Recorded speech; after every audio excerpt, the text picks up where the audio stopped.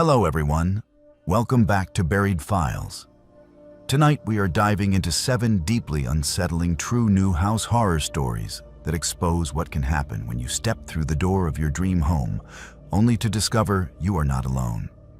These are not fabricated tales designed to entertain, but genuine accounts submitted by real people who experienced the unthinkable in places that were supposed to be safe havens. From hidden intruders living in walls and crawl spaces, to threatening letters from watchers who know your every move. Each story has been thoroughly vetted and corroborated through first-hand testimonies and documented evidence. The transition into a new home should mark the beginning of security and comfort, yet for some, it becomes a waking nightmare that follows them long after they escape. If you appreciate authentic horror content rooted in reality rather than fiction, subscribe to Buried Files and enable the notification bell so you never miss our investigations into the terrifying experiences that people face in their own homes. After listening to these chilling encounters, share your thoughts in the comments below and tell us about any unsettling experiences you have had in a new house or apartment. Now, settle in as we explore 7 stories that will make you question the safety of your own 4 walls. Camilla had always dreamed of owning her own home, a place where she could finally establish roots and build the life she had been working towards since graduating college. At 28 years old, she had saved enough for a down payment after years of living frugally in cramped apartments with unreliable roommates. When her company offered her a remote graphic design position with a substantial raise, she knew the time had finally come. She began searching for properties in the Portland suburbs, scrolling through listings every evening after work, imagining herself in each space. Most homes in her price range were either too small or in questionable neighborhoods. But then she found it. A 2-bedroom house with hardwood floors, a functional kitchen, and a backyard that had potential despite being overgrown. The listing price seemed almost too good to be true for the area. But the real estate agent explained it was a foreclosure deal and the bank wanted to move it quickly. Camilla did not hesitate. She made an offer within 24 hours. The closing process moved faster than she expected. And by late September, Camilla stood in the empty living room with her keys in hand, officially a homeowner. The house felt larger without furniture, the hardwood floors creaking slightly beneath her feet as she walked from room to room. Sunlight streamed through the windows, illuminating dust particles floating in the air. She noticed minor imperfections, scuff marks on the walls, a loose cabinet door in the kitchen, a faint water stain on the ceiling in the hallway, but nothing that worried her. These were cosmetic issues she could address over time. The basement was unfinished but dry, offering plenty of storage space. The backyard needed serious landscaping work, but Camilla could envision flower beds and a small vegetable garden once spring arrived. She spent the first weekend moving in her belongings with help from 2 friends, arranging her modest furniture and unpacking boxes late into the night. The first week passed uneventfully. Camilla established a routine, working from the 2nd bedroom she had converted into a home office, taking breaks to explore the neighborhood and introduce herself to a few nearby residents. Her neighbors were polite but not overly friendly, offering brief waves and small talk before retreating into their own homes. The neighborhood itself was quiet, tree-lined streets with a mix of families and retirees. Camilla felt safe and content. She ordered takeout most evenings, too exhausted from unpacking to cook properly, and fell asleep easily in her new bedroom despite the unfamiliar sounds of the house settling around her. Everything felt right. Everything felt like progress. On the 8th night, Camilla woke abruptly at 2:17 in the morning. She lay still in the darkness, unsure what had pulled her from sleep. Then she heard it, a scratching sound coming from inside the wall behind her headboard. It was faint but deliberate. A rhythmic scraping that lasted perhaps 30 seconds before stopping. Camilla turned on her bedside lamp and stared at the wall, heart beating faster than normal. She reasoned it was probably mice or some other small creature that had found its way into the walls. Old houses had these problems. She made a mental note to call an exterminator in the morning and eventually fell back asleep. The scratching returned the following night at nearly the same time, just after 2 in the morning. This time it was louder, more insistent, as though whatever was inside the wall was trying to break through. Camilla sat up in bed, listening intently. The sound moved slightly, traveling along the wall from left to right before stopping near the corner of the room. She grabbed her phone and turned on the flashlight, shining it at the wall, but saw nothing unusual. No holes, no cracks, no visible signs of intrusion. The scratching stopped after a few minutes, leaving Camilla wide awake and uneasy. She considered calling someone, but felt foolish. What would she say? That she heard scratching in the walls? People would tell her it was just mice or settling pipes. She tried to convince herself of the same. By the end of the second week, the nightly scratching had become routine. It occurred every night between 2 and 3 in the morning, sometimes lasting only a minute, other times continuing for 10 or 15 minutes. Camilla tried wearing earplugs to bed, but the sound was too persistent, too deliberate. She also began noticing other oddities around the house. Small items went missing: a coffee mug she had left on the kitchen counter, her hairbrush from the bathroom, a single sock that disappeared from the dryer. She assumed she was simply misplacing things in the chaos of settling into a new space. But a nagging feeling of wrongness began to take root in the back of her mind. One afternoon, during her third week in the house, Camilla went upstairs after working in her office and found the basement door standing wide open. She distinctly remembered locking it that morning because the basement made her uncomfortable. It was dark and musty, and she had no reason to go down there regularly.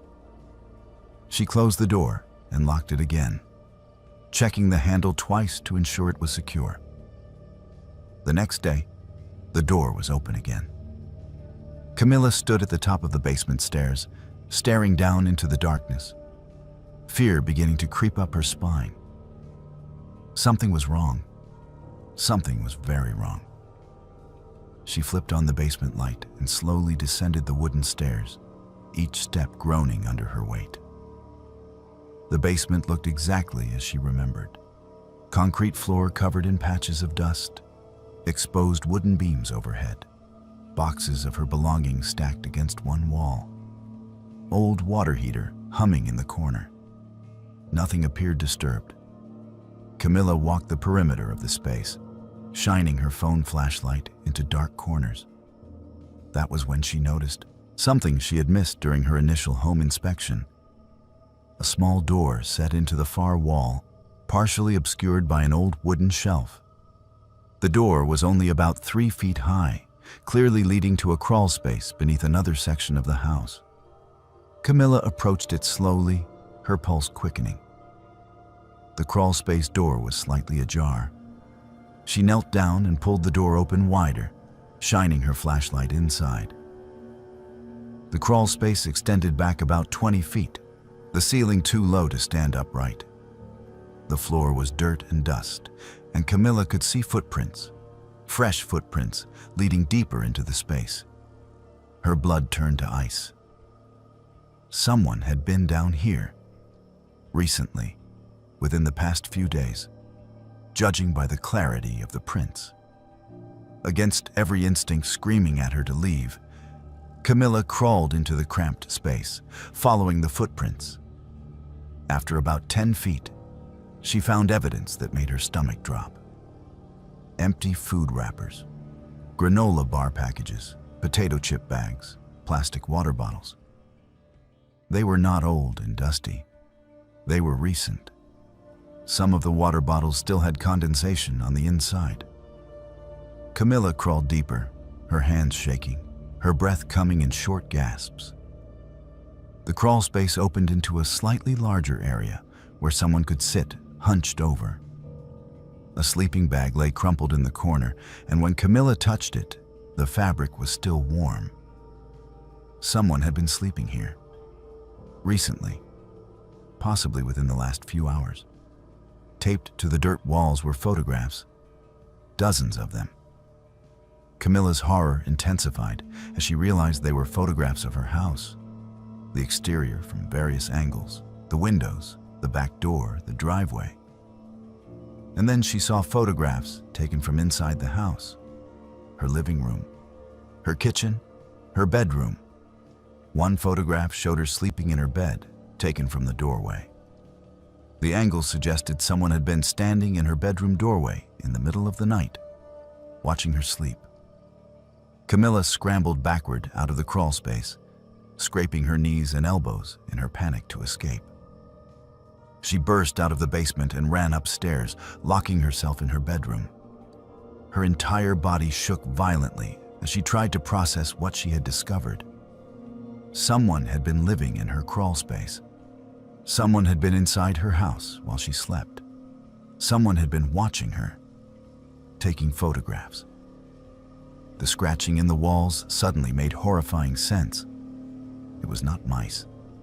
It was a person moving through the crawl space, scratching at the walls from inside the structure of the house. Camilla wanted to vomit. She wanted to scream. Instead, she forced herself to think logically. She needed evidence. She needed proof. She needed to catch whoever was doing this. That afternoon, Camilla drove to an electronics store and purchased a motion-activated security camera. She returned home before dark and installed it in the basement, positioning it to capture anyone entering or exiting the crawl space. She also pushed heavy furniture against her bedroom door and kept her phone fully charged on her nightstand, ready to call the police at any moment. That night, Camilla did not sleep. She lay in bed, staring at her phone, watching the live feed from the basement camera. Hours passed. Midnight came and went. 1 in the morning, 2 in the morning. At 2:47, movement appeared on the screen. Camilla watched in frozen horror as a thin man emerged from the crawl space. He was perhaps in his early 40s, wearing dirty jeans and a stained t-shirt. His hair was unkempt, his face gaunt. He moved with unsettling familiarity through the basement, clearly comfortable in the space. He walked to the stairs and ascended slowly, carefully, clearly trying to minimize noise. Camilla could hear the stairs creaking faintly through her ceiling. She gripped her phone tighter, her other hand hovering over the emergency call button. The man walked through the first floor of the house. Camilla could hear him moving around below her, opening the refrigerator, running the kitchen sink, using the bathroom. After about 15 minutes, footsteps approached her bedroom. They stopped directly outside her door. Camilla held her breath, not daring to move. Through the camera feed, she watched the basement, but the man was no longer visible.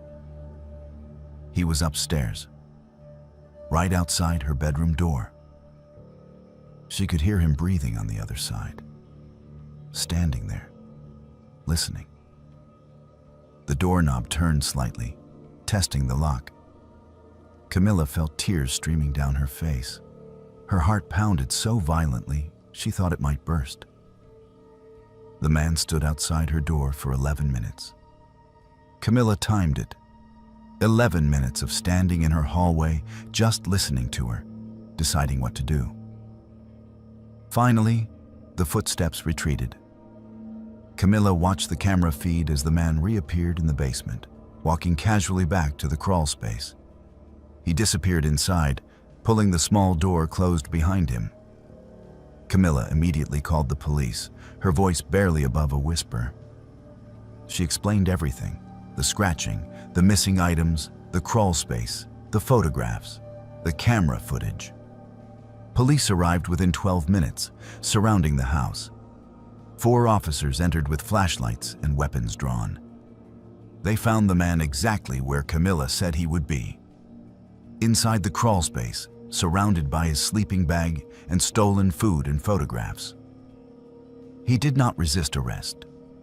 He simply sat there as officers pulled him out, staring at the ground with an expression Camilla would never forget. Not anger, not fear, just sadness, as though he had lost something precious. The police questioned him for hours.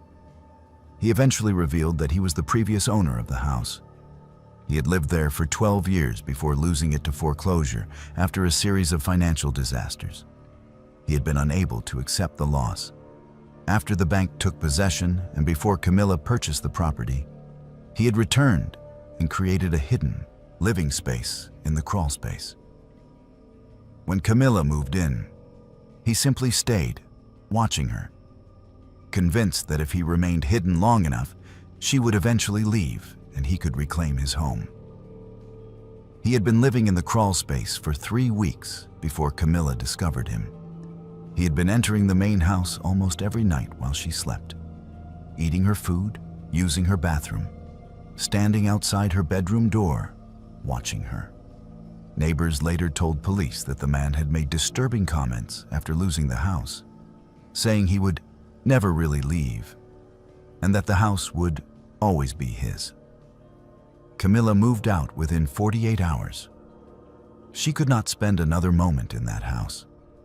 Friends helped her pack her belongings and find a short-term apartment rental while she figured out her next steps.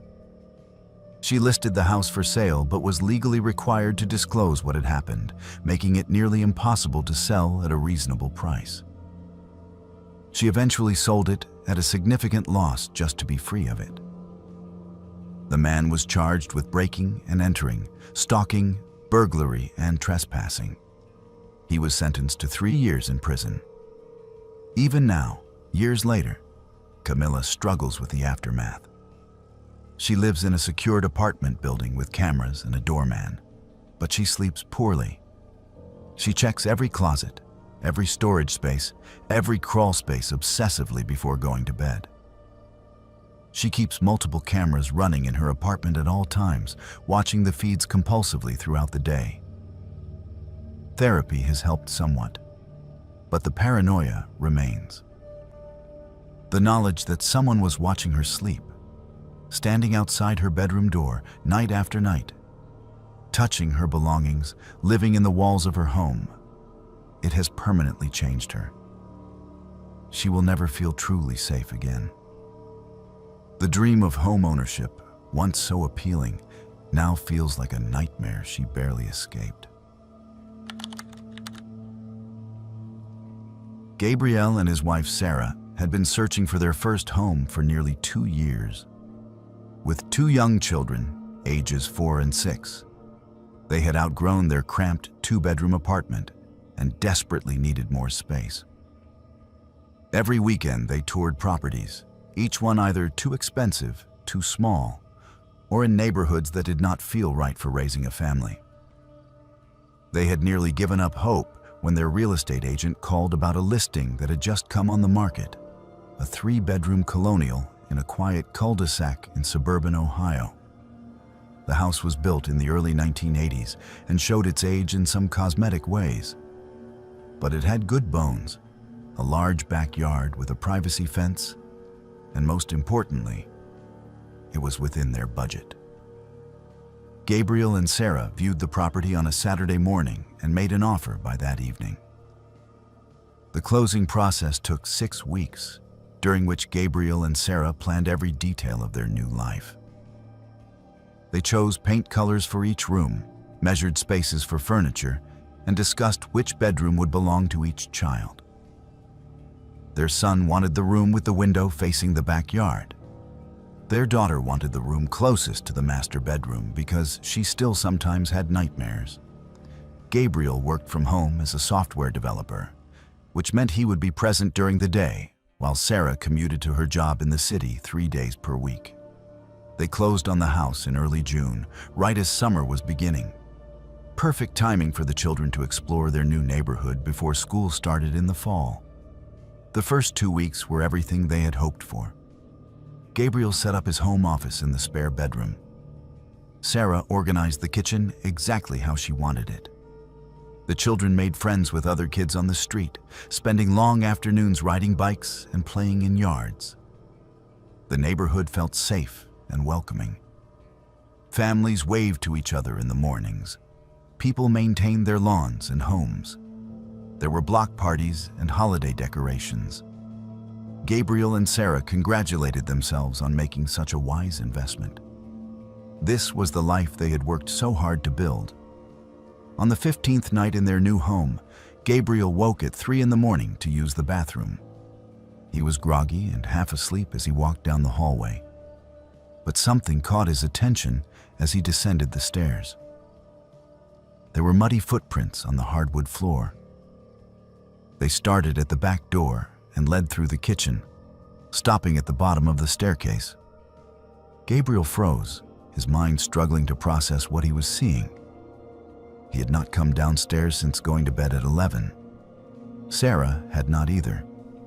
The children were too small to reach the back door lock. He turned on the kitchen light and examined the footprints more closely. They were large, clearly from an adult man, the mud still damp. Gabriel checked the back door and found it unlocked.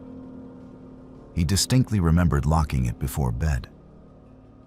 He always checked the doors. Always. Gabriel searched the first floor thoroughly, checking every room, every closet, his heart pounding. Nothing appeared missing or disturbed beyond the muddy footprints. He woke Sarah and showed her the evidence. They debated calling the police, but ultimately decided against it. What would they report? Someone had unlocked their door and walked through their kitchen but had not stolen anything or caused damage. It seemed almost foolish. Gabriel cleaned up the mud and resolved to install a deadbolt on the back door the following day. Sarah suggested they get a security system. Gabriel agreed. Neither of them slept well for the rest of that night. The deadbolt was installed by noon the next day. Gabriel also checked every window in the house, ensuring they all locked properly. He felt somewhat reassured. That night, he and Sarah went to bed with the house secured. Gabriel lay awake for over an hour, listening to every sound. But eventually exhaustion won, and he drifted into uneasy sleep. 3 nights later, Sarah shook Gabriel awake at 2:30 in the morning. Her face was pale, her hand trembling as she gripped his arm. Someone had knocked on their bedroom window. Gabriel sat up, confused. Their bedroom was on the 2nd floor. Sarah insisted she had heard it clearly, 3 deliberate knocks on the glass. Gabriel got out of bed and went to the window, pulling back the curtain. The motion sensor light in the backyard had been triggered. In the harsh white light, Gabriel saw a figure standing in the middle of their lawn. The person wore dark clothing and a white mask that covered their entire face. They stood perfectly still, facing the house, staring up at the bedroom window. Gabriel felt ice flood his veins. He and the masked figure stared at each other for what felt like an eternity, but was probably only 10 seconds. Then Gabriel grabbed his phone and called the police. The figure did not move, did not run, just stood there, motionless, as Gabriel spoke to the emergency dispatcher. Sarah pulled the children into the master bedroom and locked the door, while Gabriel watched the figure from the window. The standoff continued for 15 minutes until Gabriel heard sirens in the distance. Only then did the figure move, walking calmly toward the back fence and disappearing over it with practiced ease. By the time police officers arrived and searched the property, the person was gone. Officers found footprints in the yard and noted them in their report, but there was little else they could do. No crime had technically been committed. Someone had stood in Gabriel's backyard. That was not illegal. The officers suggested motion-activated cameras and more lighting. Gabriel thanked them, and they left. The following week brought a series of increasingly disturbing incidents. Gabriel woke one morning to find all of their garden gnomes, 7 of them that the previous owners had left behind, arranged in a perfect circle in the center of the backyard. He had not moved them. Sarah had not moved them.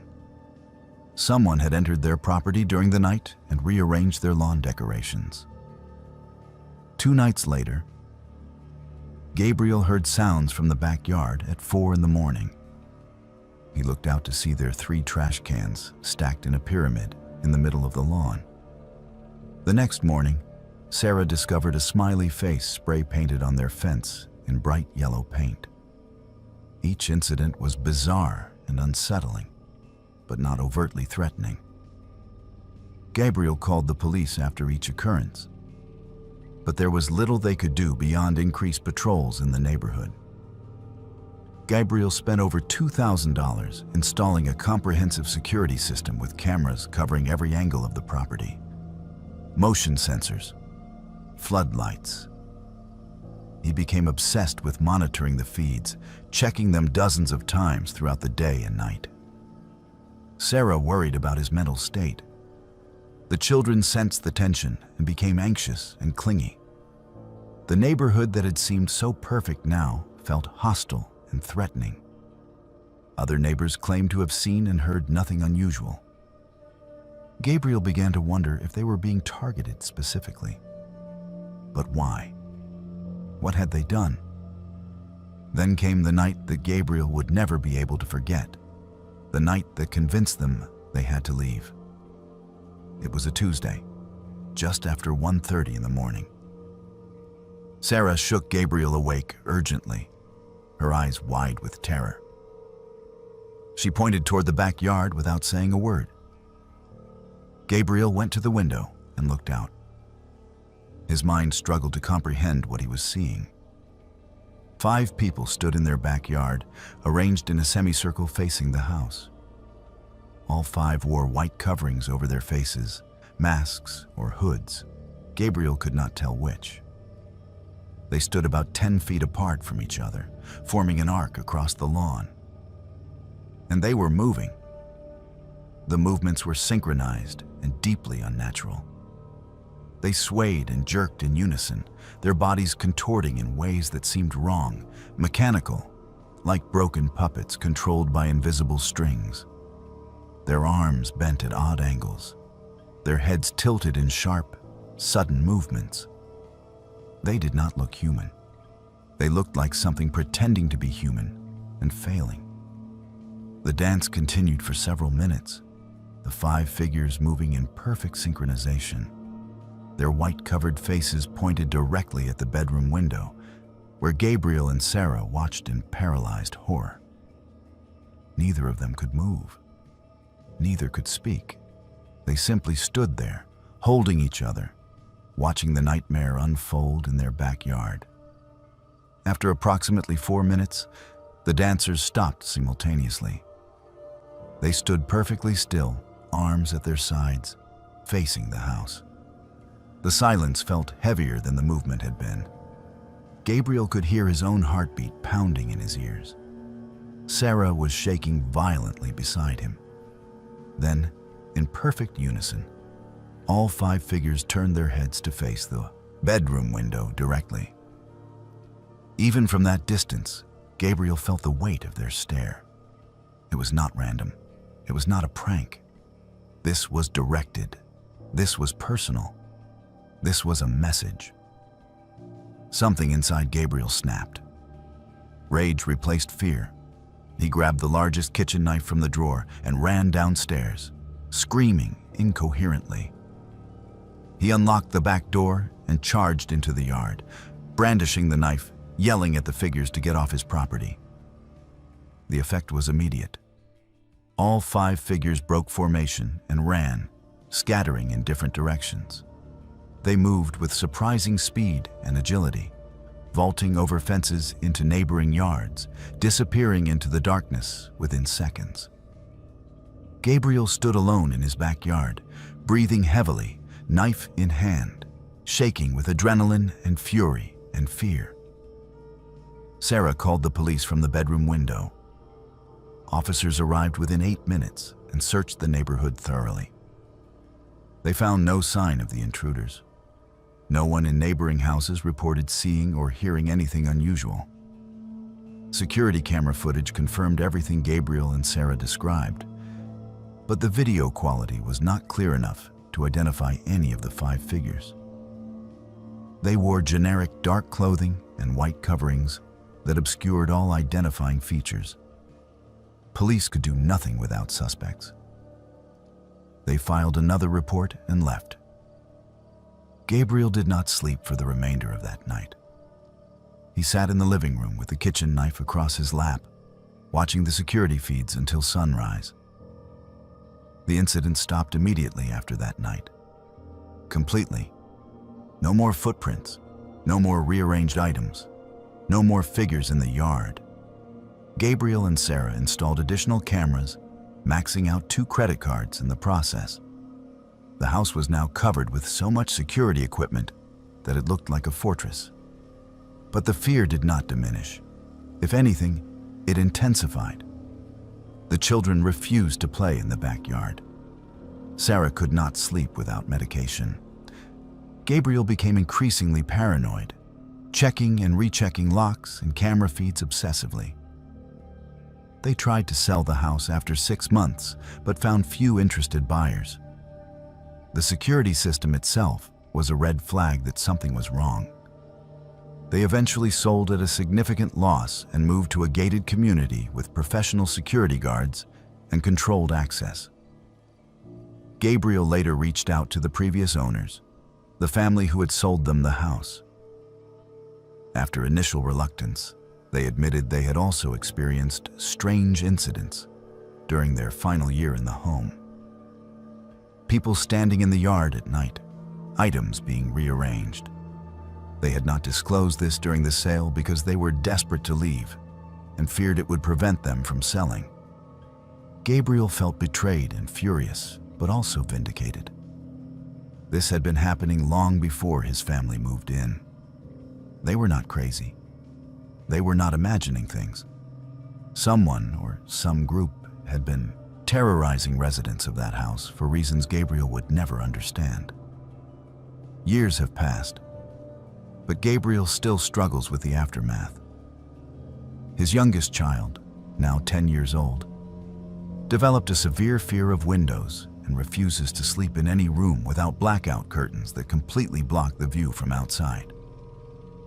Sarah takes anxiety medication and sees a therapist regularly. Gabriel checks security camera feeds compulsively, even though they live in one of the safest communities in the state. He cannot shake the memory of those 5 figures moving in his backyard, their synchronized dance of wrongness, their blank white faces turned toward his window. He wakes several times each night, convinced he hears sounds outside. The dream of owning a home in a quiet neighborhood has been permanently shattered.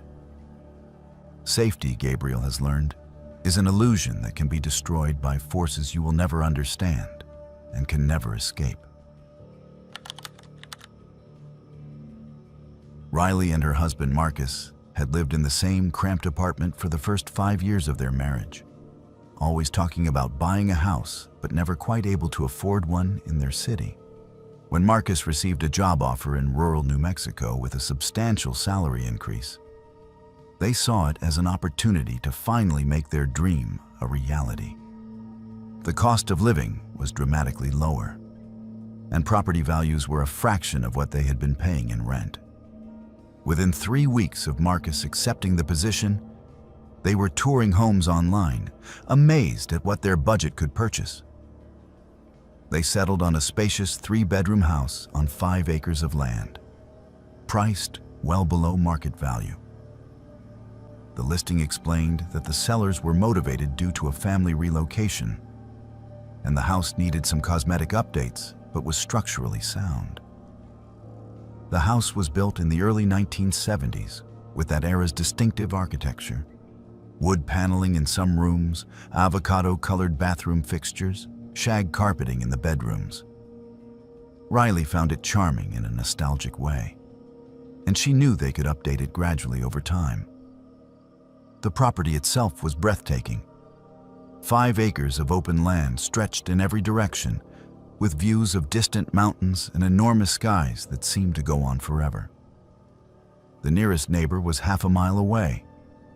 The isolation felt peaceful and liberating after years of hearing neighbors through thin apartment walls. They closed on the property in late August and moved in with their black Labrador, Lola, who immediately loved having so much space to run. Marcus began his new job while Riley continued working remotely for her previous employer, a software company that had agreed to let her keep her position as long as she maintained her productivity. The first 2 weeks were spent unpacking, arranging furniture, and beginning the process of making the house feel like their own. Riley spent her days working from the second bedroom she had converted into a home office, taking breaks to walk Lola around the property. Marcus commuted 40 minutes each way to the nearest town where his company was located. The commute was long, but he did not mind, especially knowing he was coming home to their own house on their own land.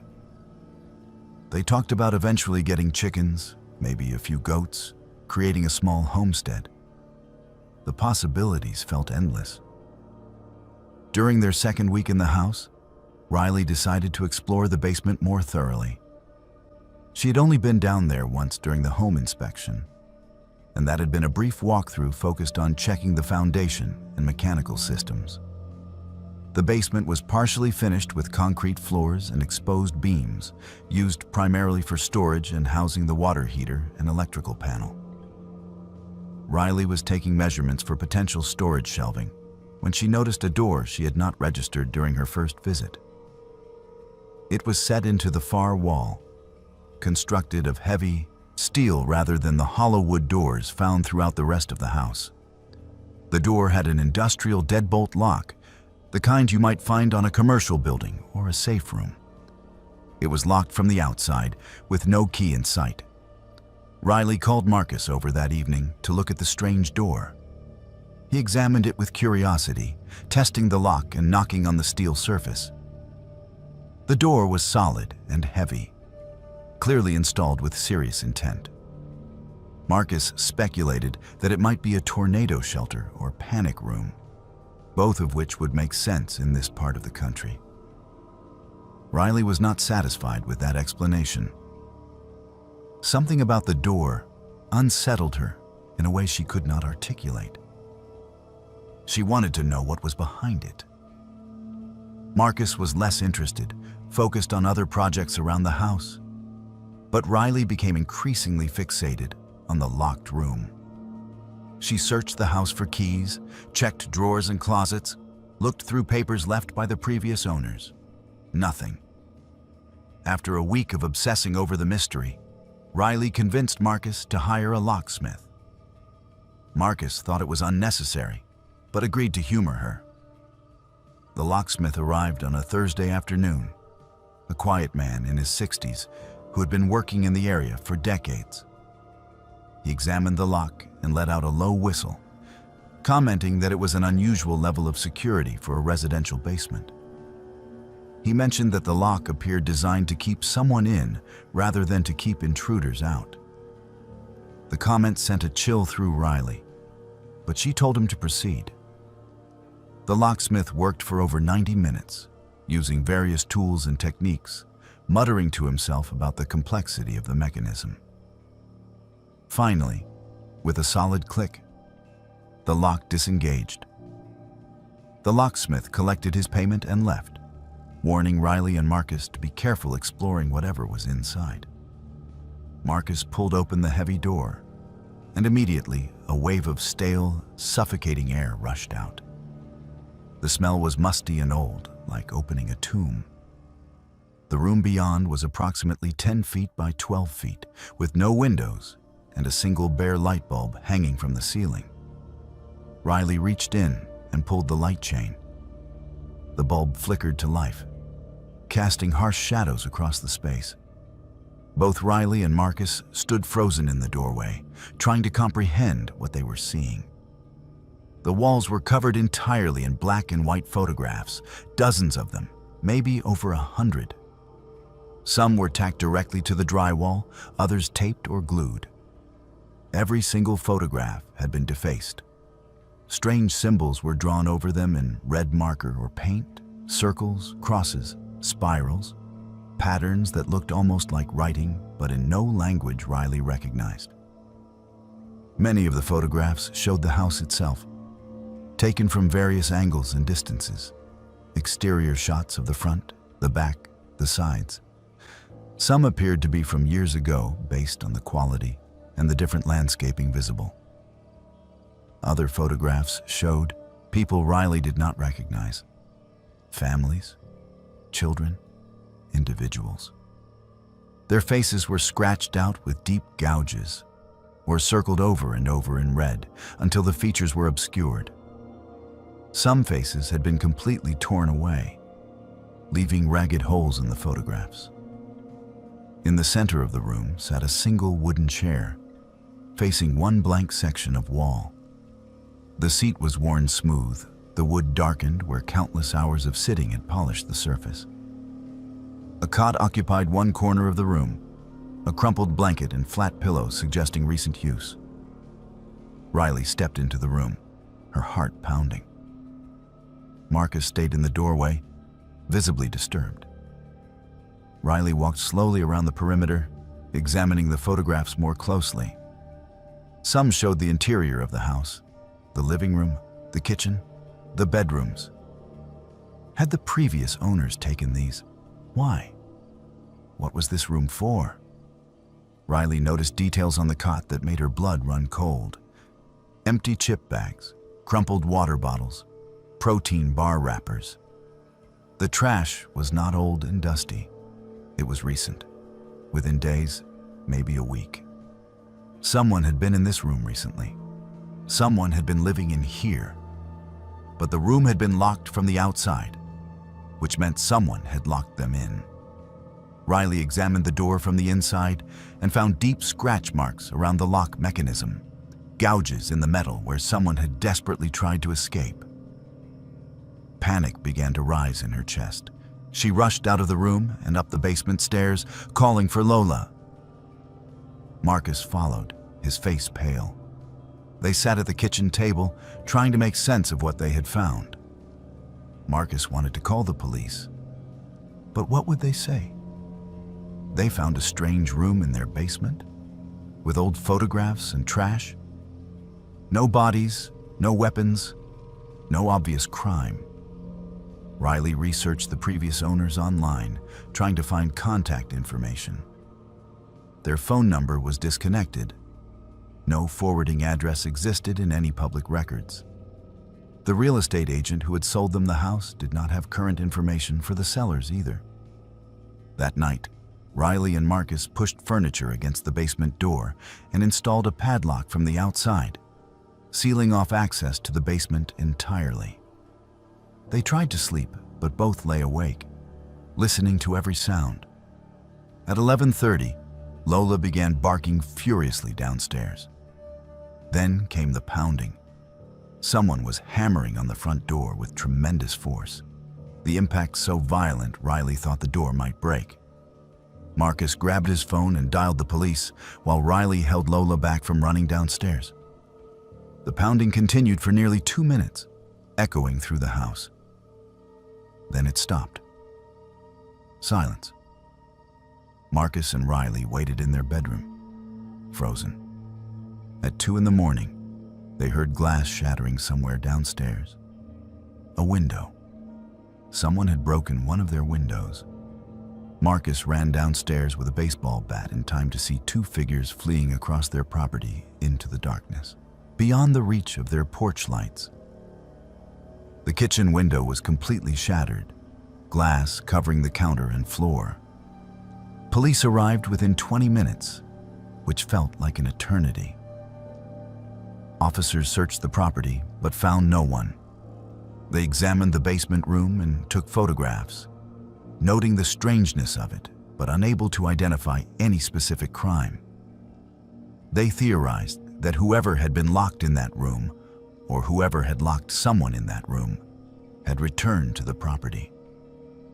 Perhaps they did not know the house had been sold. Perhaps they panicked when they realized the room had been opened. The officers filed a report, but could not make any arrests without suspects or evidence. Riley and Marcus hired a private security company the next day, installing motion sensors and cameras across the entire property. They removed everything from the sealed room and hired contractors to fill it completely with concrete, permanently sealing it. The work took 3 days and cost over $4,000, but Riley insisted. She could not live in the house knowing that room existed. Even with it filled, she struggled to feel safe. Marcus began working from home to keep Riley company. They purchased firearms and took safety courses. They trained Lola to alert them to any unusual sounds or movements. They listed the house for sale after 3 months, but received no serious offers. Most potential buyers were put off by the extreme security measures, sensing something was wrong even if they did not know the full story. Riley rarely sleeps more than a few hours each night. Every sound makes her jump. She keeps a loaded handgun in her nightstand and checks the security camera feeds compulsively throughout the day. Marcus has grown quieter, more withdrawn, carrying the weight of knowing he brought his wife to this place. They do not talk about the room anymore, but it is always there between them, the unspoken horror that changed their lives. Riley wonders who was in that room, who locked them there, why the photographs were defaced, what the symbols meant. She will never have answers, and that might be the worst part of all, the not knowing, the constant fear that whoever was involved might return, the knowledge that their dream home became their nightmare, and they are trapped here, unable to sell, unable to leave, unable to ever feel truly safe again.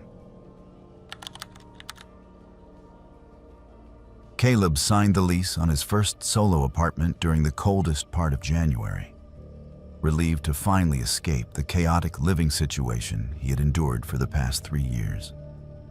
Roommates had seemed like a practical necessity when he first moved to Portland, Maine, fresh out of college with student loan debt and an entry-level position at a marketing firm. He had cycled through various living arrangements, each one deteriorating for different reasons. One roommate never paid utilities on time. Another left dirty dishes for weeks. The most recent had a girlfriend who essentially moved in without contributing to rent, turning the 2-bedroom apartment into an uncomfortable 3-person situation. When Caleb received a promotion at work, his first decision was to find his own place, somewhere quiet where he could finally have complete control over his environment. The apartment he found was in a converted Victorian building on the east side of the city, not far from the waterfront. The building was over 100 years old, but had been meticulously maintained, divided into 6 units across 3 floors. Caleb's apartment was on the 3rd floor, a cozy 1-bedroom with exposed brick walls, high ceilings with original crown molding, and large windows overlooking a quiet residential street lined with mature oak trees. The rent was slightly higher than he wanted to pay, but the charm of the space and the respectful nature of the other tenants convinced him it was worth the stretch. His neighbors were quiet professionals, a couple in their 30s on the 2nd floor, an elderly woman who lived alone on the 1st floor, and 2 other units occupied by people Caleb rarely saw but never heard. The building felt peaceful and safe. Caleb moved in on a Saturday, carrying boxes up 3 flights of narrow stairs with help from his brother. They spent the day arranging furniture, hanging pictures, and setting up the small kitchen. By evening, Caleb was exhausted but satisfied. He ordered pizza, drank a beer while sitting on his new couch, and felt genuinely content for the first time in months. This was his space, his rules, his peace. He went to bed early that night, falling asleep quickly in the unfamiliar bedroom. On his fourth night in the apartment, Caleb woke abruptly at 3:14 in the morning. He lay in the darkness, disoriented, trying to determine what had pulled him from sleep. Then he heard it. Knocking. 3 distinct knocks coming from inside the wall behind his headboard. Not from the apartment next door or from pipes running through the walls, but from within the wall itself. The sound was deliberate and measured. 3 knocks, a pause of approximately 5 seconds, then 3 more knocks. Caleb sat up in bed, staring at the wall. The knocking continued for another minute before stopping abruptly. Silence returned to the apartment. Caleb convinced himself it was pipes expanding or contracting due to temperature changes, something mundane and explainable. He went back to sleep, though it took longer than usual. The knocking returned the following night. Same time, same wall. 3 knocks, pause, 3 knocks. The pattern repeated for nearly 20 minutes before ceasing. Caleb turned on his bedside lamp and examined the wall closely, running his hands over the plaster, looking for cracks or loose sections. Everything felt solid and normal. He knocked on the wall himself 3 times experimentally, wondering if a neighbor would respond. Nothing. Just silence. He mentioned the strange sounds to the building manager the next morning, describing the knocking pattern. The manager promised to investigate, suggesting it might be an issue with the radiator system or water pipes. Caleb felt somewhat reassured, but the knocking did not stop. Every night for the next week, between 3 and 4 in the morning, the knocking would begin. Sometimes it came from the bedroom wall, other times from the living room or bathroom. The pattern remained consistent: 3 deliberate knocks, a pause, 3 more knocks. Caleb began losing sleep, lying awake anticipating the sounds, unable to relax. He researched the building's history online and discovered that a tenant had died in his unit 15 years prior. The article he found mentioned natural causes, a heart attack, nothing suspicious or unusual. An elderly man living alone who had not been discovered for several days. Caleb tried to dismiss any supernatural explanations, but the information unsettled him nevertheless. The knocking intensified during the second week. One night it seemed to follow Caleb from room to room. He stood in the kitchen making tea, and knocking began in the wall behind him. He walked to the bathroom, and knocking started in the bathroom wall. He returned to the bedroom, and the sound moved with him, always just behind wherever he stood. Caleb felt a growing sense of dread that something was trying to communicate with him, something that existed within the walls of his apartment. He began sleeping with headphones on, playing white noise to drown out the sounds. But even through the audio, he could feel vibrations through his mattress, a rhythmic pulsing that matched the knocking pattern. 2 weeks into this torment, Caleb decided to document what was happening. He set up his phone to record video overnight, positioning it to capture both himself sleeping and the wall where the knocking originated. He forced himself to go to bed at his normal time, despite his anxiety. At 3:14 in the morning, the recording captured everything. Caleb watched the footage the next day during his lunch break at work, and what he saw made his blood run cold. On the video, he watched himself sit up in bed at exactly 3:14. His eyes were open but unfocused, staring straight ahead as though he was sleepwalking or in some kind of trance. Then, moving with mechanical precision, he turned toward the wall and knocked 3 times. The sound was clearly audible on the recording. Immediately, 3 knocks responded from within the wall. Caleb's recorded self knocked again, 3 times. 6 rapid knocks responded from the wall, frantic and aggressive. Then Caleb's body lay back down and appeared to resume sleeping. He had absolutely no memory of any of this. No awareness of waking up, moving, knocking. Nothing. Caleb felt sick watching the video. Something was compelling him to respond to the knocking, using his own body to communicate while his conscious mind remained unaware. That night, Caleb forced himself to stay awake. He drank coffee, paced his apartment, did everything possible to remain alert. At 3 in the morning, the knocking began. Caleb felt a powerful compulsion to approach the wall. It was not a desire, but a command, something external trying to control his movements. He actively resisted, gripping the edge of his kitchen counter, fighting the urge to walk to the bedroom. The knocking became violent and chaotic, pounding from multiple locations throughout the apartment simultaneously. The walls themselves seemed to shake. Caleb could hear his neighbors stirring, someone shouting from the floor below, asking what the noise was. Then, as suddenly as it had begun, everything stopped. Complete silence. Caleb packed a bag that night and left the apartment, going to stay with his brother.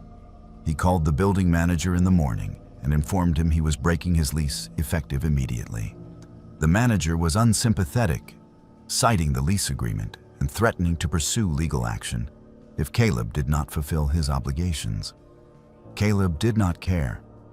He forfeited his security deposit, paid 2 months of additional rent as penalty, and refused to return to the apartment except to collect his belongings with his brother, present during daylight hours. Even during that brief visit, Caleb felt the oppressive presence of something watching him, waiting for night to fall so it could resume its communication attempts. A few months later, Caleb encountered a former tenant of the building by chance at a coffee shop downtown. When Caleb mentioned which apartment he had lived in, the man's expression changed immediately. He told Caleb that he had also lived in that unit years earlier and had experienced similar phenomena. The knocking, the compulsion to respond. He described how the previous tenant, the man who had died there, had been a recluse who would bang on the walls whenever neighbors made any noise. The man had been obsessed with silence, with control over his environment. He would knock on walls, on floors, on ceilings, demanding quiet from everyone around him. After his death, the knocking had continued. Several tenants had moved out over the years because of it. The building manager knew about the problem, but never disclosed it to new renters. Caleb still experiences the effects of his time in that apartment. He lives with his brother, now unable to commit to his own place again.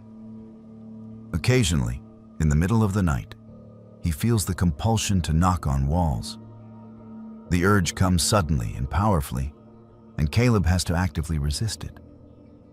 He sees a therapist who specializes in trauma, though he has never fully explained the specifics of what happened. He takes medication for anxiety and sleep disturbances. He cannot tolerate being in old buildings, particularly Victorians, and refuses to live anywhere built before the year 2000. The experience has left him with a persistent paranoia that walls are not solid barriers, but permeable spaces where things can exist and watch and wait. He avoids apartments entirely now, preferring ground floor spaces with minimal shared walls. The knocking haunts him still, not as an external sound, but as an internal compulsion, a command encoded into his nervous system by something that refused to leave that apartment, even in death.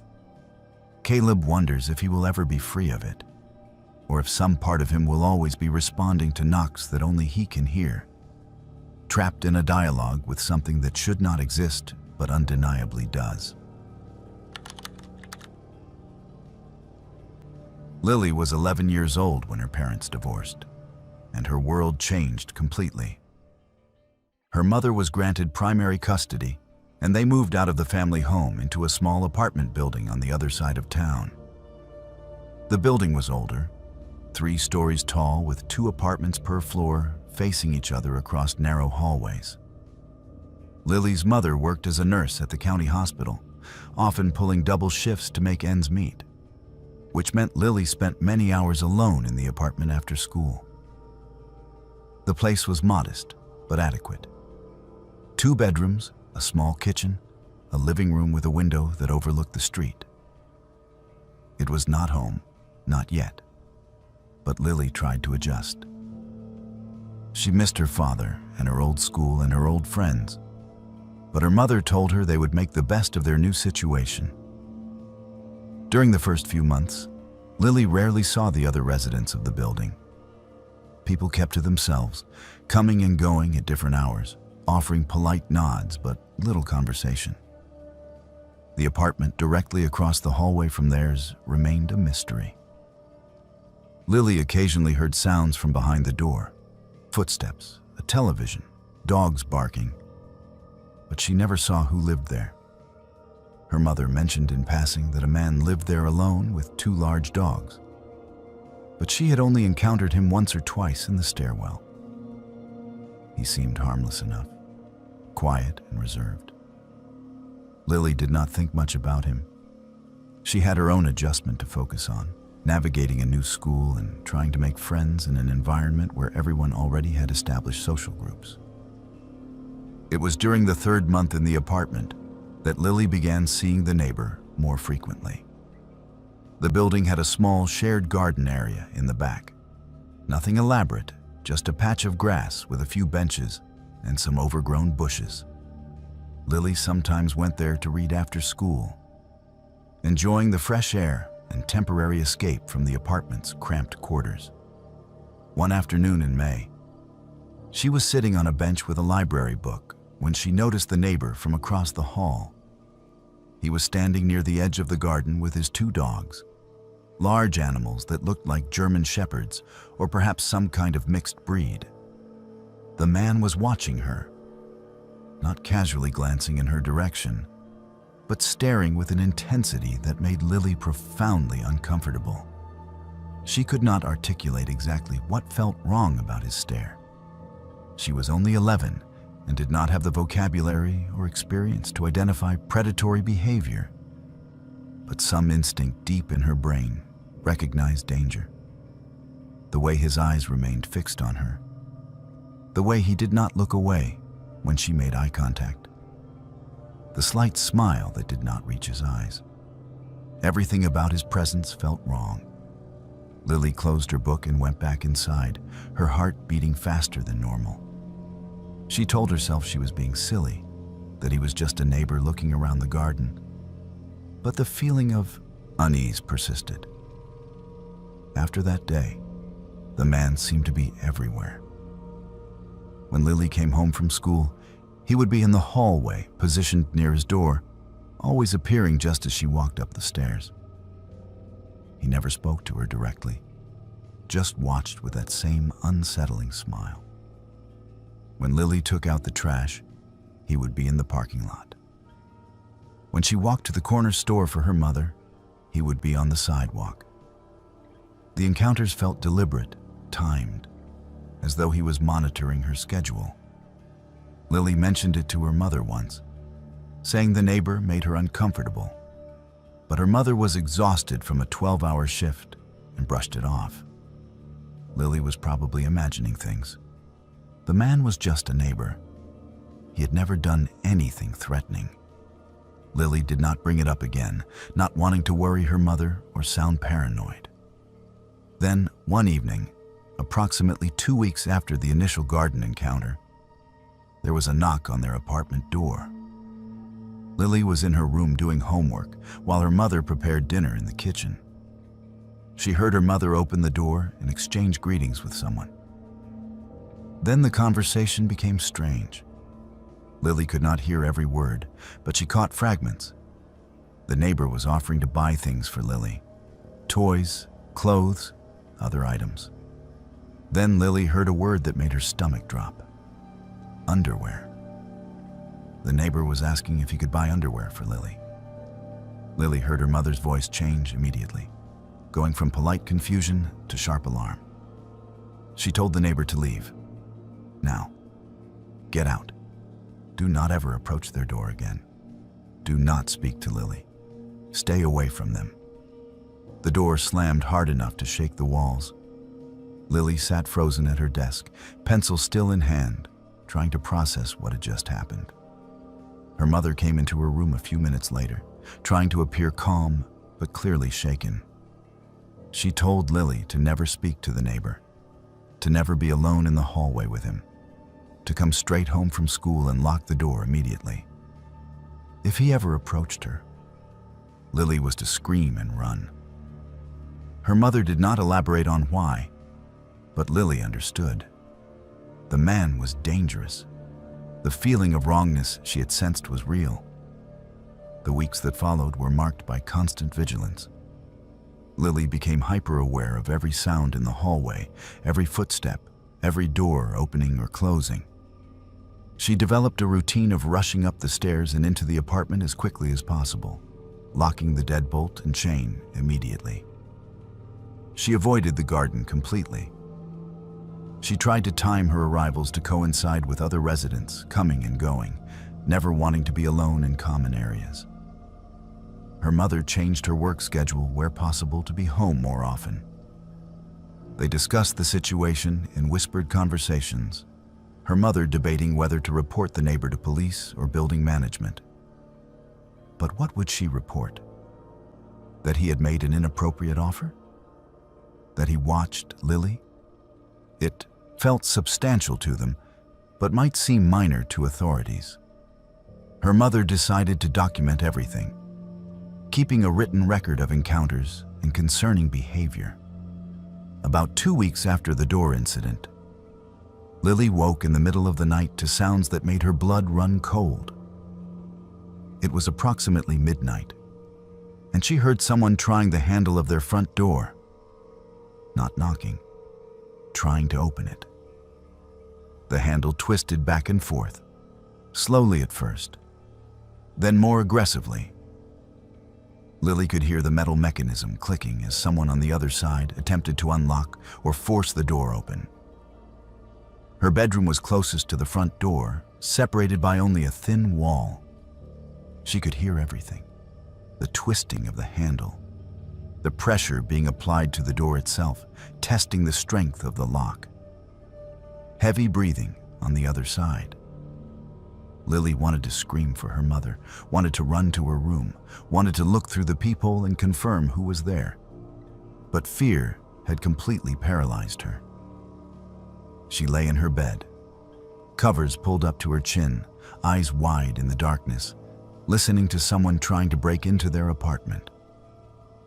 The attempts continued for what felt like hours, but was probably closer to 15 minutes. The door handle twisting, the door being pushed, the breathing. Then the sound stopped. Silence returned. Lily remained frozen, listening intently for any indication the person was still there. After several minutes, she heard footsteps retreating, a door closing across the hall, the neighbor returning to his apartment. Lily did not sleep for the rest of that night. She did not tell her mother what had happened. She convinced herself that if she spoke the words aloud, if she acknowledged what had occurred, it would become more real and more likely to happen again. She was 11 years old and dealing with terror beyond her capacity to process. She thought perhaps she had imagined it, that it was a nightmare or a product of her anxious mind. But deep down, she knew it was real. Someone had tried to enter their apartment while they slept. Someone had stood outside her bedroom wall, breathing, trying to get inside. Her mother noticed the change in Lily immediately. She became withdrawn, jumpy, unable to concentrate in school. She refused to sleep without a light on. She checked the door locks obsessively. After persistent questioning, Lily finally told her mother about the midnight door incident, breaking down in tears as she described the sounds and her terror. Her mother immediately began searching for a new apartment. They moved out within a month, not even waiting for their lease to end, willing to lose their security deposit and pay penalties to escape. Lily never saw the neighbor again after they left, but the damage was permanent. Even now, at 24 years old, Lily struggles with severe anxiety and paranoia that developed from those months in that apartment building. She cannot sleep well, waking multiple times each night to check locks and windows. She installed multiple security systems in her current apartment, with cameras and motion sensors and backup batteries in case of power failure. She refuses to live in any building with shared hallways or floors. She researches neighbors extensively before moving anywhere, using online databases and social media to screen potential threats.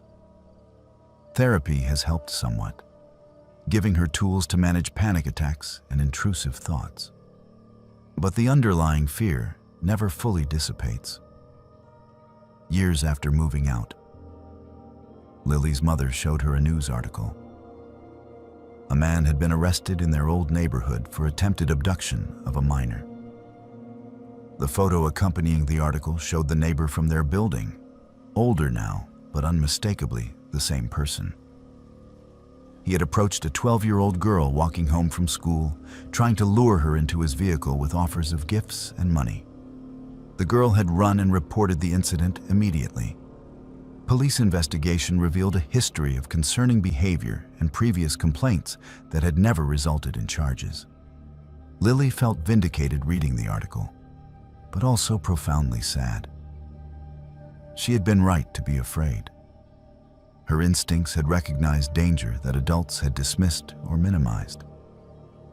How many other children had he targeted? How many had not been as fortunate to escape? Lily keeps that article in a folder with other documentation from that period of her life. She looks at it occasionally, reminding herself that her fear was rational and justified. But the validation does not erase the trauma. She will never feel completely safe. She will never stop checking locks and cameras. She will never stop scanning her surroundings for potential threats. The 11-year-old girl who froze in fear while someone tried to break into her home still exists inside her. Still listening to the sound of a door handle turning in the darkness, still waiting for the moment when the lock finally gives way, and the danger she always knew was real comes through the door. Wyatt purchased his first home at the age of 32, a milestone he had been working toward for nearly a decade. The 3-bedroom colonial in suburban New Jersey represented years of careful saving, budgeting, and sacrifice. The house was more expensive than he had initially planned, stretching his finances to their absolute limit. But the real estate market was competitive, and he did not want to miss his opportunity. The neighborhood was well established with mature trees, sidewalks, good schools nearby, and low crime rates. The previous owners were an elderly couple who had lived there for over 40 years before moving to an assisted living facility. The house showed its age in certain ways: outdated kitchen appliances, bathrooms that needed modernization, carpets that should be replaced. But the structure was solid. Wyatt saw potential where others might see work. He closed on the property in early April and immediately threw himself into renovations. The first week was consumed with painting rooms, replacing light fixtures, and beginning the process of transforming the overgrown yard into something respectable. Wyatt worked long hours at his job as an operations manager for a logistics company, then came home and worked even longer hours on the house. He was single and unattached, which gave him the freedom to dedicate all his time and energy to the property. His parents lived 2 hours away and visited on the first weekend to help with yard work. His sister came the following weekend to assist with painting. Everyone commented on what a great investment he had made, how proud they were of his accomplishment. Wyatt felt genuinely happy for the first time in years. This was his house, his equity, his future. During the second week of ownership, Wyatt found an envelope in his mailbox with no postage and no return address. The envelope was plain white, the kind you could purchase at any office supply store. His name was typed on the front in a standard font. Wyatt opened it while standing at the mailbox, expecting perhaps a welcome note from a neighbor or information about local services. Instead, he found a single-page letter, also typed, addressed to the new occupant. The tone of the letter was immediately unsettling. It welcomed Wyatt to the neighborhood, but mentioned that the house has been watched for decades, and that the writer was pleased to continue the tradition. The letter referenced Wyatt by his full name, which he found strange since he had not yet introduced himself to neighbors or received mail beyond forwarded bills and bank documents. The letter mentioned his sister who had visited the previous weekend, describing her car and the approximate time she had arrived. Wyatt felt a cold sensation spread through his chest as he read. Someone was watching him. Someone had been watching the house. Someone knew details about his life that should not be accessible to a stranger. He tried to rationalize it. Perhaps a neighbor had looked up public records after seeing moving trucks. Perhaps someone had simply been observant and meant the letter as an odd joke. But the phrasing felt wrong. Been watched for decades suggested something ongoing and intentional. Continue the tradition implied the previous owners had also been monitored. Wyatt folded the letter and brought it inside, unsure what to do with the information. He decided to wait and see if it was an isolated incident. 2 days later, another letter arrived. This one was more specific and more disturbing. It described the interior layout of Wyatt's house in detail, which rooms he had painted first, where he had placed furniture, changes he had made to the previous owner's arrangements. The letter mentioned that the writer had seen the changes and asked whether Wyatt had checked the walls yet. It made cryptic references to what was left behind and suggested that the house held secrets Wyatt had not yet discovered. The tone was possessive, as though the writer felt ownership over the property and resented Wyatt's presence. Wyatt immediately began researching the previous owners, trying to contact them through the real estate agent. The agent provided limited information, citing privacy concerns, but confirmed the couple was still alive and living in a facility about 30 miles away. Wyatt considered visiting them, but felt unsure how to approach such a conversation. What would he say? That someone was sending him strange letters about the house? Would they know anything useful? The third letter arrived 4 days after the second. This one detailed Wyatt's daily routine with disturbing accuracy. It mentioned the time he left for work each morning, which grocery store he frequented, the route he jogged in the evenings. It noted that he was alone and seemed to question when he would bring someone else into the house. The letter ended with a statement that made Wyatt's hands shake. I know you are alone. I know when you sleep. I know which window you leave unlocked. The house belongs to me. You are the intruder. Wyatt called the police that afternoon. He provided all 3 letters to officers who took them as evidence and filed a report. They explained that the lack of postage meant someone was placing the letters directly in his mailbox, which was technically illegal, but difficult to prosecute without identifying the perpetrator. No fingerprints were recovered from the envelopes or paper. The typing provided no identifying characteristics. Officers suggested Wyatt install security cameras to potentially capture whoever was delivering the letters. They increased patrols in the neighborhood and spoke to nearby residents, none of whom reported seeing suspicious activity or had information about anyone watching the house. Wyatt spent over $3,000 installing a comprehensive security system that same week. Cameras covered every angle of the property: the front yard, backyard, driveway, mailbox, all entry points. Motion sensors triggered alerts on his phone. He changed all the locks and ensured every window had secondary security measures. He felt slightly more secure, but mostly violated and angry. This was supposed to be his fresh start, his achievement. And someone was turning it into a nightmare. The letters continued arriving sporadically over the next 2 months. Sometimes 2 weeks would pass between them, other times only 3 or 4 days. Each letter contained increasingly specific and threatening information.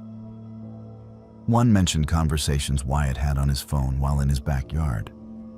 Another described what he had eaten for dinner the previous Thursday. They referenced shows he watched on television, books he read, packages he received. Whoever was writing them had extensive access to information about Wyatt's private life. Then came the night that changed everything. At 3:30 in the morning, motion sensors on Wyatt's security system triggered, sending alerts to his phone. Wyatt jolted awake and immediately checked the camera feeds. A figure stood in his driveway, dressed in dark clothing, facing the house. The person stood perfectly still, making no attempt to approach or flee.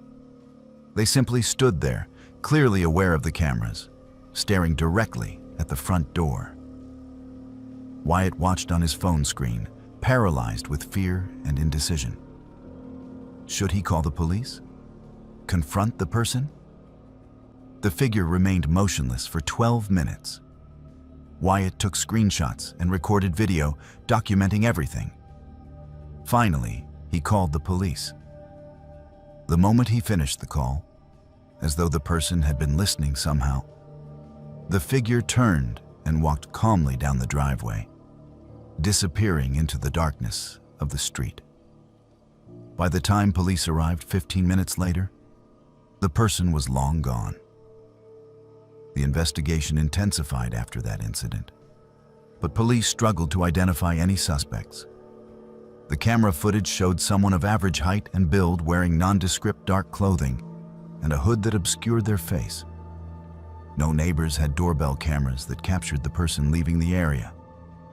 No vehicles were recorded on nearby streets at that time. The letters continued. More arrived over the following month, some now directly referencing the security cameras and mocking Wyatt's attempts to protect himself. Wyatt's mental health deteriorated rapidly. He slept poorly, waking constantly to check camera feeds. He became paranoid about every person in his neighborhood, wondering if the person walking their dog or collecting mail might be the one watching him. His work performance suffered. His family worried about him. 3 months after the driveway incident, he made the painful decision to sell the house. He listed it at a price that would allow him to escape quickly, accepting a significant financial loss. The story gained local media attention when the new owners also began receiving threatening letters from someone calling themselves the Watcher. A neighborhood investigation revealed that multiple families over the past 20 years had received similar letters, all written in the same style, all containing impossibly specific information about their private lives. No one was ever identified or caught. Wyatt now lives in a secured apartment building with controlled access and 24-hour doorman service. He lost over $60,000 on the house sale and spent years rebuilding his credit after the financial devastation. He sees a therapist weekly and takes medication for anxiety and sleep disorders. He obsessively monitors his personal information online, constantly checking for signs that someone is watching or tracking him. He refuses to own property again, convinced that ownership makes him vulnerable in ways he cannot control. The letters are kept in a safety deposit box, evidence of a crime that was never solved and a nightmare that never fully ended. The experience taught Wyatt a horrifying lesson about vulnerability and the illusion of safety. Locks, cameras, alarms, none of it mattered against someone determined to terrorize him. The worst part was never knowing who or why. Was it a neighbor? Someone with a connection to the previous owners?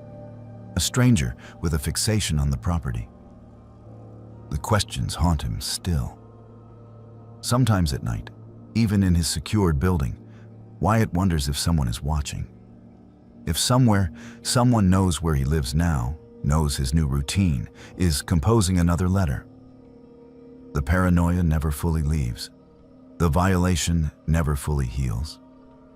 He achieved his dream of home ownership, and it became his worst nightmare, one that follows him still, whispering that safety is an illusion and privacy is a lie, and somewhere, always, someone is watching.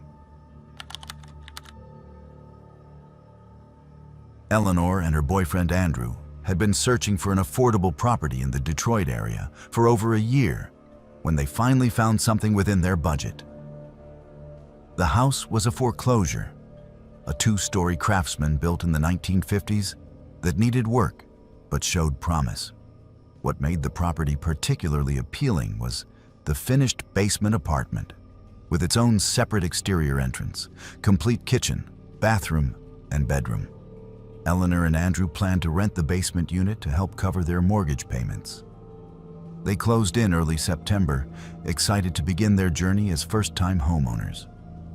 The house needed cosmetic updates throughout, but the bones were solid and the neighborhood, while working class, seemed safe and stable. They moved in immediately after closing, focusing their initial efforts on the main floors where they would be living. The basement apartment could wait. Eleanor spent her days arranging furniture, unpacking boxes, and planning renovations, while Andrew worked his job as an electrician.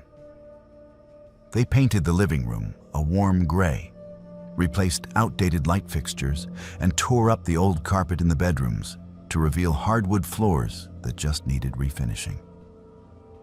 The basement apartment remained untouched for the first month, a project they would tackle once they had settled into the main house. Eleanor occasionally went downstairs to take measurements or check on storage items they had placed there. But otherwise, the basement was ignored. One evening in late October, Eleanor decided to measure the basement apartment for new flooring. They planned to update it and list it for rent in the spring, giving them time to complete the work properly. She descended the interior stairs that connected the main house to the basement level and walked toward the apartment door. She stopped when she noticed the door was closed. Eleanor distinctly remembered leaving it open the previous week when she had stored some boxes in the basement storage area. She tried the handle and found it locked from the inside. Confused, Eleanor went back upstairs and asked Andrew if he had been in the basement apartment. Andrew was watching television and barely looked up, saying he had not been down there in days and certainly had not locked any doors. Eleanor returned to the basement with Andrew, following reluctantly. The door was now unlocked and standing slightly ajar. Eleanor pushed it open, and they both entered the space. The apartment looked exactly as they remembered. Empty, dusty, with worn carpet and outdated fixtures. Nothing appeared disturbed or out of place. Andrew suggested the lock was faulty, perhaps sticking or engaging on its own due to age. Eleanor agreed that made sense, though something about the situation felt off to her. They returned upstairs, and Andrew went back to his television program. Eleanor tried to shake the uneasy feeling. Over the next 2 weeks, Eleanor began noticing subtle changes around the house. A window in the basement apartment that she had closed would be open the next time she checked. Small items of food disappeared from the kitchen: a loaf of bread, sliced cheese, granola bars, apples. Eleanor initially assumed she was misremembering what groceries she had purchased, but the pattern continued. Andrew dismissed her concerns, suggesting she was stressed from the move and the renovation work. Eleanor began keeping a mental inventory of their food, tracking what was in the pantry and refrigerator. Items continued to vanish. Then Eleanor began hearing sounds from the basement late at night. She would wake at 2 or 3 in the morning to the faint sound of water running, a toilet flushing, footsteps moving across the basement apartment floor. She would shake Andrew awake and insist he listen. But by the time he was conscious, the sounds had stopped. Andrew became irritated with the constant disruptions to his sleep. He checked the basement multiple times, finding nothing unusual. He told Eleanor she was probably hearing pipes or the house settling, sounds that were amplified at night when everything else was quiet. Eleanor wanted to believe him, but her instincts screamed that something was wrong. On a Saturday morning in mid-November, Eleanor decided she was going to install a new lock on the basement apartment door. She had purchased the hardware at a local store and was prepared to do the installation herself. As she approached the basement apartment door with her tools, she heard something that made her freeze. A male voice was coming from inside the apartment, casual and relaxed, talking on a phone. Eleanor stood motionless, listening. The voice was discussing weekend plans, making arrangements to meet someone later. This was not her imagination. This was not pipes or the house settling. There was someone inside their basement apartment. Eleanor ran upstairs, her heart pounding, and told Andrew what she had heard. For the first time, Andrew looked genuinely alarmed. He grabbed a baseball bat from their bedroom closet and told Eleanor to call the police while he guarded the main basement entrance. Eleanor dialed with shaking hands, explaining to the dispatcher that someone was inside their house, in their basement apartment. Police were dispatched immediately. Eleanor and Andrew waited in their kitchen, Andrew positioned near the basement door with his bat raised, Eleanor watching through the window for police cars. Officers arrived within 8 minutes, surrounding the property. 2 officers entered through the front door, while 2 more positioned themselves at the exterior entrance to the basement apartment. Eleanor showed them the interior stairs leading down. Officers descended with weapons drawn, announcing their presence. Within moments, there was shouting from outside. An officer called that they had someone attempting to flee from the exterior entrance. Eleanor and Andrew rushed to their front window and watched as officers tackled a man who had emerged from the basement apartment carrying a backpack. He was in his 30s, wearing jeans and a hooded sweatshirt, unremarkable in appearance. He struggled briefly before being handcuffed and placed in the back of a patrol car. Officers searched the basement apartment thoroughly. They found evidence that someone had been living there for an extended period. A sleeping bag was stuffed in the bedroom closet. Food items stolen from Eleanor and Andrew's kitchen were stored in the apartment refrigerator. Some of Andrew's clothing was found in the bathroom. The man had apparently been entering and exiting through the exterior door using a key from the previous rental arrangement. The foreclosure had happened quickly, and he had never returned his key. When officers questioned him, he admitted to periodically squatting in the basement apartment for the past 6 weeks. He had been monitoring Eleanor and Andrew's schedules, entering the basement when he believed they were asleep or away. The revelation that sent chills through Eleanor was what officers discovered next. The interior door connecting the basement apartment to the main house had been used regularly. The man admitted to entering the main house while Eleanor and Andrew slept, usually between 2 and 4 in the morning. He would take food, use their bathroom, watch television quietly, sometimes just walk through their home. He claimed he never intended to harm them, that he simply had nowhere else to go, and the house had been his home before the foreclosure. He felt entitled to be there. Officers found no weapons on him, but the psychological violation was profound. This stranger had been living beneath them, walking through their home while they slept, watching them, learning their routines. The man was arrested and charged with breaking and entering, burglary, trespassing, and stalking. Eleanor and Andrew learned that he had been a tenant renting the basement apartment from the previous owners for 3 years. When the house went into foreclosure, he was evicted along with the homeowners. but he had kept his key and continued to access the property during the months it sat vacant before Eleanor and Andrew purchased it. He had simply continued his pattern after they moved in, treating the basement as his space and the rest of the house as shared territory he could access at will. Eleanor could not process the violation. Every time she thought about that man walking through their bedroom while she slept, standing in their kitchen, using their belongings, watching them, she felt physically ill. They changed every lock in the house that same day.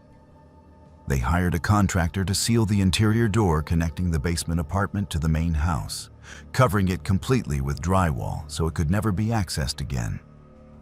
They installed security cameras throughout the property, motion sensors, additional outdoor lighting.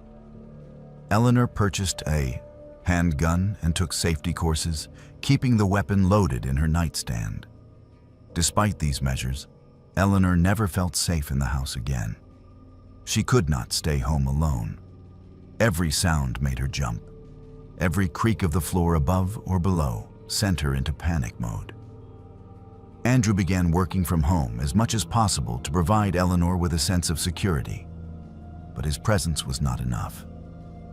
Eleanor developed severe anxiety that manifested in physical symptoms: insomnia, panic attacks, difficulty concentrating, constant hypervigilance. They discussed selling the house, but discovered they could not afford to move. They had invested all their savings in the down payment and closing costs. They were trapped. Eleanor and Andrew decided never to rent the basement apartment despite their original plans. The idea of someone else having access to any part of their property was intolerable. They locked the exterior entrance permanently and tried to pretend the basement apartment did not exist. Eleanor installed camera monitoring apps on her phone and checked the feeds obsessively throughout every day, sometimes dozens of times per hour. She could not focus on work. She could not relax. She could not feel safe in the home that was supposed to represent their future. Years have passed, but Eleanor remains fundamentally changed.